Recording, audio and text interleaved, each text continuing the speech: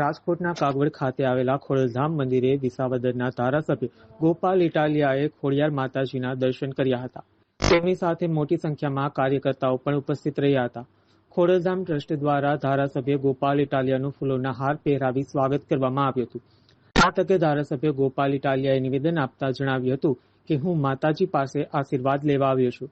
આજે અમે માતાજીને બે હાથ જોડીને પ્રાર્થના કરી છે કે ગુજરાતના ખેડૂતો, ગામડા, રત્ન કલાકારો અને મજૂરી કરતા લોકોને માં આશીર્વાદ આપે. રાજકારણ કરતાં પણ મોટું માતાજીનું સ્થાન છે. અમારી પાર્ટી પણ માતાજીથી મોટી નથી.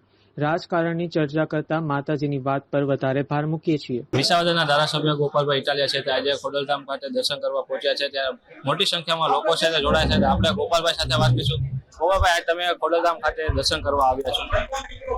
આજ હું અમારી માના ઘરે આવ્યો છું, અમારા માના સ્થાનકે આવ્યો છું. અમારા કુળદેવી આઈ શ્રી ખોડિયાર માના દર્શન કરી એમના આશીર્વાદ માંગવા માટે આજે હું અને અમારી આખી ટીમ આવી છે. આજે અમે માતાજીને બે હાથ જોડીને પ્રાર્થનાઓ કરી છે કે ગુજરાતના ખેડૂતો, ગુજરાતના ગામડા, ગુજરાતના રત્ન કલાકારો, ગુજરાતના મજૂરી કરતા માનવોને માં ખૂબ આશીર્વાદ આપે, એમને સારી સ્વસ્થતા આપે, એમને સુખ સમૃદ્ધિ અને સલામતી વધે એવી મેં માતાજીને પ્રાર્થના કરી છે.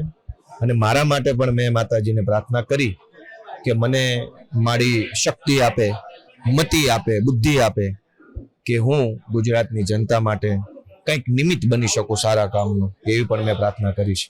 શું લાગે ગોપાલભાઈ, કાલે રાજકોટમાં જનસભા તમે સંબોધી, શું લાગે વિસાવદરવાળી રાજકોટમાં થવાની છે કે કેમ? આ જગતજનની આદ્યશક્તિ માનું ઘર છે. રાજકારણ માંથી મોટું નથી, હું માંથી મોટો નથી ને અમારી પાર્ટી માંથી મોટી નથી.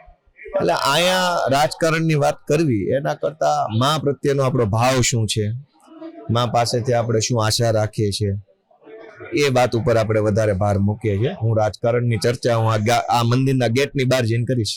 હા, તમે કાલે જનસભા સંબોધી, એમાં તમને રાજકોટની જનતાનો કેટલો પ્રતિસાદ મળ્યો? લોકોના આશીર્વાદ છે, કેમ કે માનો આશીર્વાદ છે તો જનતાનો આશીર્વાદ છે. વિસાવદરના ધારાસભ્ય ગોપાલ ઇટાલિયા અને તેમના કાર્યકરો મોટી સંખ્યામાં માં ખોડિયાના દર્શન કરવા પહોંચ્યા હતા અને માતાજી પાસેથી આશીર્વાદ પણ મેળવ્યા છે. કેમેરામેન રાજેશ કોટડિયા સાથે કરણ જોગલ, અબતક ચેનલ, રાજકોટ.